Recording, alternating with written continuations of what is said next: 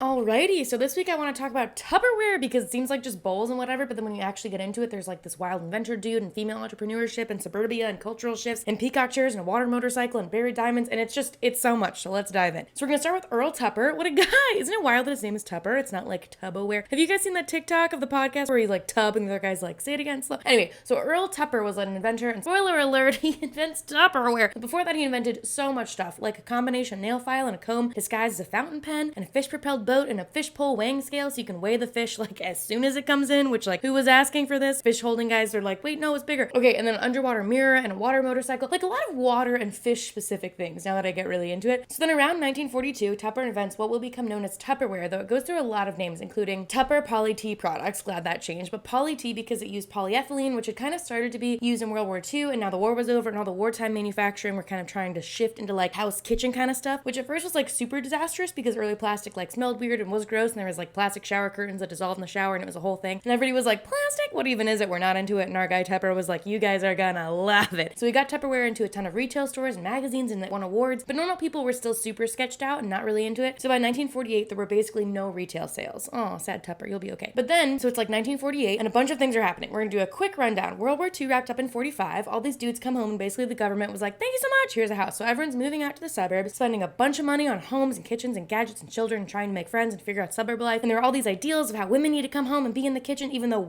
during the war they totally kicked butt and did all the jobs, but whatever, that's another video. So they're home and being like kitchen, housewife, suburbia mode. And all of this is kind of the perfect storm for party selling, which Tupperware didn't invent. Madam C.J. Walker had been doing this with her hair care line for black women since 1905, and the Fuller Brush Company was doing like direct sales, and then Avon got really going with direct sales in the 30s. Anyway, Tupperware basically took it and super ran with it, creating outlines for their own party model, where there's a Tupperware dealer lady and there's a hostess. So the party's at her house and she invites all of her friends, and they come and play games and eat snacks and look at Tupperware in person and shop, and then the hostess gets a gift that's proportional to how many things sold during the party. So Tupperware was very intentional about being like, we're not gonna be pushy, weird salespeople, we're gonna have a good time, but obviously there's like some obligation to kind of buy since you're there, you feel me? But then this really started taking off, and by 1951, Tupperware was withdrawn from all retail stores, so the parties are like the way to get some Tupperware. So like, just to zoom out a little bit here, there is some debate as to whether or not Tupperware and the parties and this whole vibe was like a good thing or a not so good thing for women, because on the one hand, it created social connection for otherwise potentially lonely housewives, gave them opportunity when they didn't really have other ways to work and didn't require formal education. On the other hand, it definitely sort of substantiated the like ideal domesticity. Could be argued that it exploited sociability, and feminist scholars like Betty Friedan were very not into the whole suburban housewife thing. So, I mean, definitely some arguments for and against. Also interesting, a lot of the advertising and media coming from Tupperware definitely promoted like this very happy white suburban mom who's very obsessed with Tupperware. But in reality, the parties were definitely a lot more diverse and able to reach a lot of people and sell in their own communities. Also gave access to income for divorcees and single moms. So, I mean, that's cool. So early on in this party selling, Brownie Wise enters the scene. What a name. And honestly, I could talk about Brownie Wise for the rest of my life. She's amazing. But basically, she's a single mom who never finished high school, who starts doing party selling and quickly becomes like the top party seller. And then she becomes the VP of all Tupperware and runs the house party division. So she does all this wild stuff. She hosts these like mega party things for a bunch of top Tupperware people called Jubilees. And there are like speakers and classes and massive digs for insane prizes like diamond rings and fur coats and cars. They buried little cars and they gave them real cars. Also, there are little dances and songs. It's like a mega sorority on steroids, but also the Oprah, like, you get a car thing. And Brownie's like the queen of the whole situation and a big inspiration for women, and they write her letters, and she's in charge of pretty much this all-male executive team, which is like problematic for sure since the entire company is powered by women, but I mean also like cool to see women in charge for the time. It's cool. Also, she was the first woman to be on the cover of Business Week. She sits in a big peacock chair during meetings. She's just the coolest. Also, she grew the party side from bringing in 200,000 annually to literally 100 million casual. Also, remember Earl? Earl hates people and parties and gifts and seems like a pretty reclusive dude. And despite our gal Brownie building the business, he's like not feeling it. He thinks she spends too much money. He wants the brand to be focused on the invention instead of the parties. And sidebar, he also very quietly wanted to sell the business and potentially, probably most likely, didn't believe that he could sell it with a woman in such a powerful leadership position. Cool, Earl, we just all hate you now. So he very unceremoniously kicked her out and sold the business, and then he divorced his wife of 25 years and moved to Costa Rica so that he could have no neighbors and invent things. So Earl's the worst and very into fish-based inventions, but that's the start of Tupperware. It's plastic dishes, but at the end of the day, it's also so much more. It's now sold in 100 countries and probably a part of all of our daily lives. Team Brownie Wise.